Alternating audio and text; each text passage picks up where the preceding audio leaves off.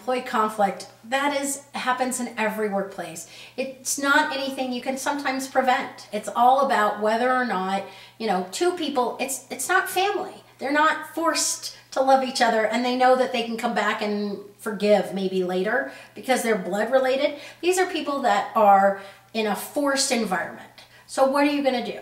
Now, granted, if they go fisticuffs, meaning they go out to the parking lot and they're going to punch it out, you're going to send them home. That's your first step. Send them home and say, and investigate.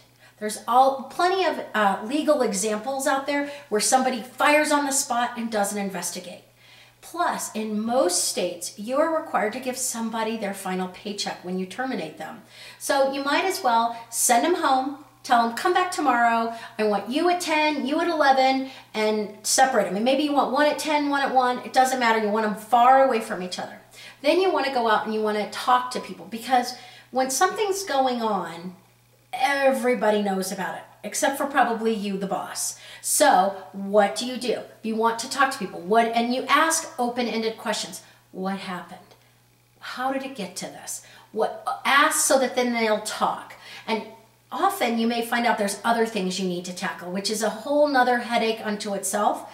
But by figuring out what went wrong, it could be something, something huge, and you may think one person started it. You investigate. Then you make your decision as to whether or not it's a complete violation of the rules.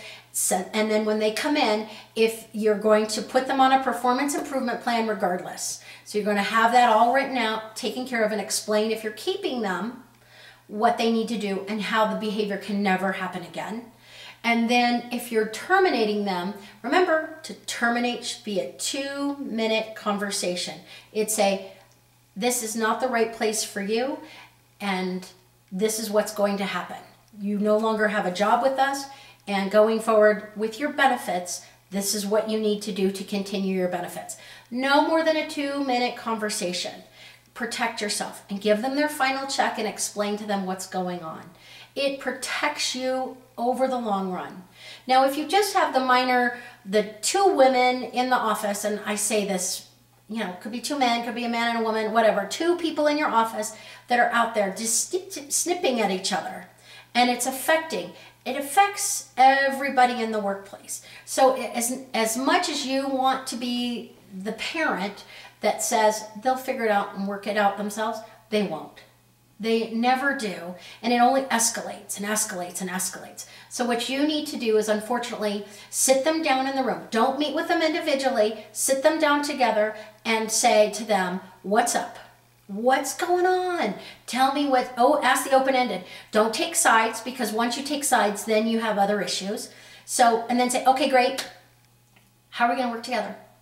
It's done, so-and-so needs, and it may be as simple as, it needs you to come in there and they're arguing over a job duty that they think the other person should be doing.